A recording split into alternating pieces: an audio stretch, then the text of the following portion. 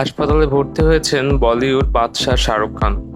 আইপিএলে কলকাতা নাইট রাইডার্সের প্রথম কোয়ালিফায়ার ম্যাচে হিটস্ট্রোকে আক্রান্ত হয়ে হাসপাতালে ভর্তি হয়েছেন তিনি। মঙ্গলবার দলের খেলা দেখতে আহমেদাবাদে হাজির হন কিং খান। সেখানে অসুস্থ বোধ করায় শহরের কেরি হাসপাতালে ভর্তি করা হয় তাকে। ভারতীয় একাধিক প্রতিবেদনে বলা হয়েছে, আইপিএলে ডে অফ ম্যাচ দেখতেই আহমেদাবাদে গিয়েছিলেন শাহরুখ খান। গ্যালারিতে বসে জয়ের উল্লাস উপভোগ করছেন তিনি, কিন্তু এরপরই প্রচন্ড গরমে হিটস্ট্রোকে আক্রান্ত হয় তিনি। পরে তাকে আহমেদাবাদে কেরি হাসপাতালে ভর্তি করানো হয়। কেরি হাসপাতালের চিকিৎসকদের বরাত দিয়ে ইন্ডিয়া টুডে জানিয়েছে, ডিহাইড্রেশনের কারণে মঙ্গলবার রাতেই অসুস্থ হয়ে পড়েন কিং খান। এরপর বুধবার দুপুরে তাকে হাসপাতালে নেওয়া হয়। সেখানে প্রাথমিক চিকিৎসা শেষে তাকে ছেড়ে দেওয়া হয়। জানা গেছে, আহমেদাবাদের তাপমাত্রা 45 ডিগ্রি সেলসিয়াসের উপরে, যেটা সহ্য করতে পারেনি শাহরুখ খান। এরপরই সকাল থেকে অসুস্থ বোধ করায় হাসপাতালে নিয়ে যাওয়া হয় তাকে।